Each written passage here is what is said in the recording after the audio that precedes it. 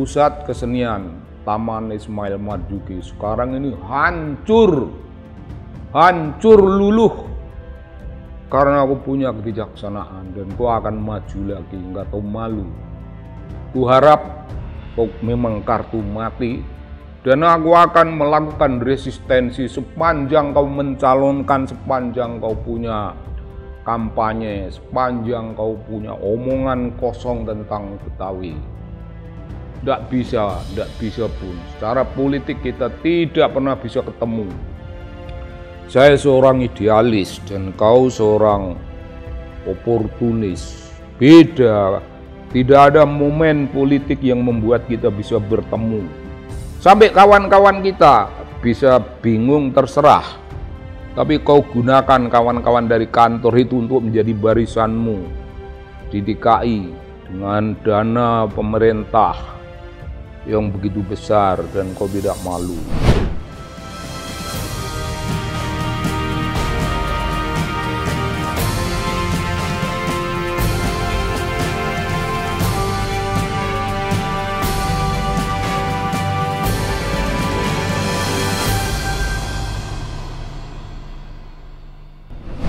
Salam Bung, salam dari kanal anak bangsa. Bung, kita ngomong politik ya tentu saja. Ini dalam rentetan tokoh-tokoh yang ingin maju menjadi gubernur DKI. Itu ada nama Anies. Nama Anies Bung. Nama kartu mati. Anies kartu mati lah. Tempo hari itu kita ingat dia menyingkirkan Bung Ahok dengan kekerasan. Dengan kekerasan dan tuduhan politik mematikan. Itu pokok dari kemenangan dia. Dibantu oleh Habib Rizik. Habib yang bukan Habib. Habib yang ngaku-ngaku saja turunan Nabi tapi bukan. Jadi kelihatan Bung, orang yang keturunan Nabi itu pasti dalam politik penuh kelembutan. Ungkapan kebahasaannya pastilah penuh hikmah, kebijaksanaan, bukan seperti yang dilakukan si Rizik. Itu yang memenangkan Bung Anies. Lalu dia pidato, wah ini masanya tiba. Wah, pribumi berkuasa, kayak pidato presiden. Pidato yang konteksnya besar, Bung.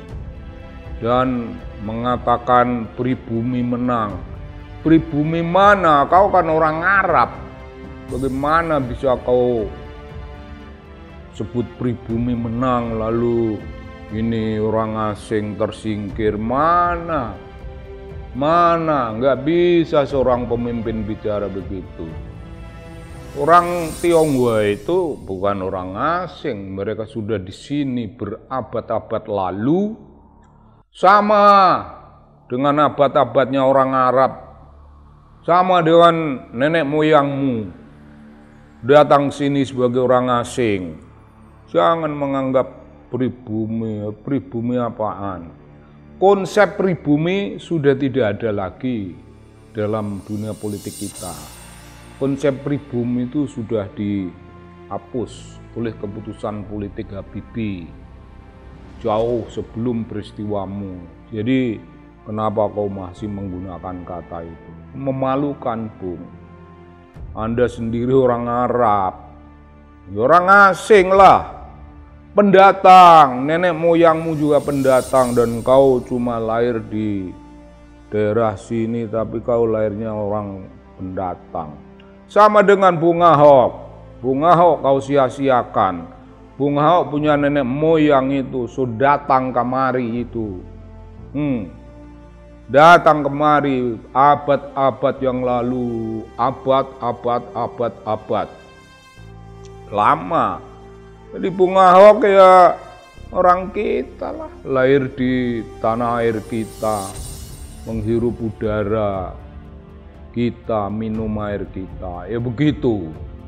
Dan kau ingin maju lagi jadi gubernur sini dengan kartu mati yang kau ajukan, pengalamanmu mengganti nama rumah sakit jadi rumah sehat. Dan sekarang yang kau lakukan itu nggak ada pengaruhnya di masyarakat. Yang kau omongkan itu percuma, padahal itu kau mengomongkan itu dengan dana, dengan budget pemerintah.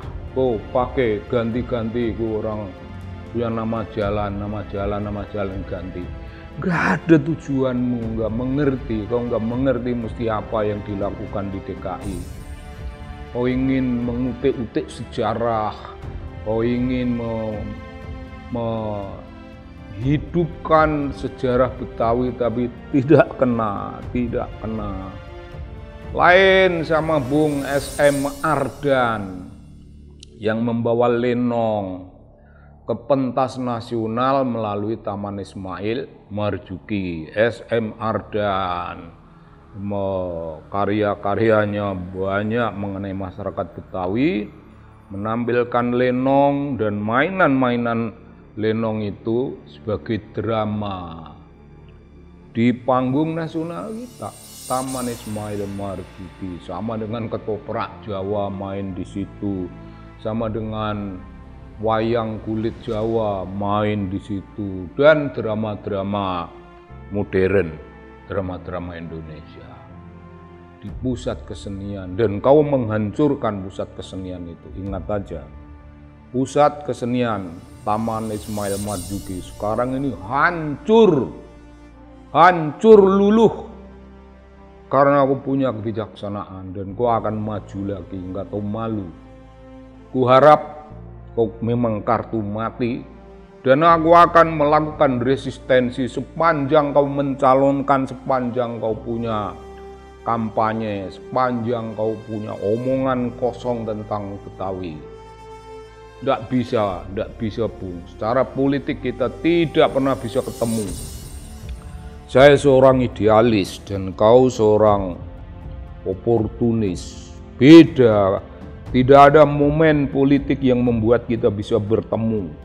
Sampai kawan-kawan kita bisa bingung, terserah. Tapi kau gunakan kawan-kawan dari kantor itu untuk menjadi barisanmu di DKI dengan dana pemerintah yang begitu besar, dan kau tidak malu. Sesudah itu ada anggota DPRD bertanya, mempertanyakan sesuatu persoalan. Itu saja katanya kau seorang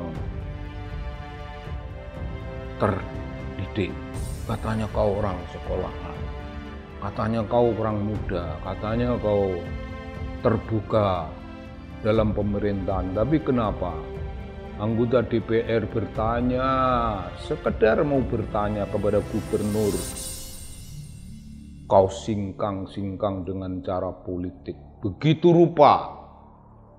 Beberapa orang mungkin kau kasih duit, makan duit, dan itu bukan cara politik. Beberapa orang makan duit, dan kaum muda yang punya spirit untuk bertanya, kaum yang mewakili Partai Demokrasi Indonesia Perjuangan, partai berwibawa, orangnya kau tolak, dan itu kau akan maju lagi. Tidak Bung, tidak bisa. Saya akan berdiri persis di depanmu dan akan menghalang. Kalau saya kalah tidak apa-apa, kalau kau akan menang lagi tidak apa-apa. Tapi kita tahu, kita memilih kodok dalam karung. Kita memilih kodok dalam karung. Kita sebenarnya sudah tahu, tapi kalau ada suatu partai yang begitu nekat mengajukanmu kembali, partai itu tidak punya harga diri dan tidak punya cara pandang politik yang sehat. Itu pandangan politik itu oportunis, sama seperti jiwa yang berkembang dalam dirimu, oportunistik. Saya kira begitu, Bung, para warga yang mengikuti monolog di kanal Anak Bangsa ini. Itulah pendirian saya, itulah sikap politik saya, itulah perjuangan saya sebagai orang yang tidak punya kepentingan politik apapun. Tapi saya warga negara, saya committed citizen, saya concern intelektual. Kalau saya dikategorikan dalam kelompok itu, ya begitu Bung, committed intellectual, concern citizen. Wajib saya berbicara. Ya, begitu Bung. Terima kasih banyak.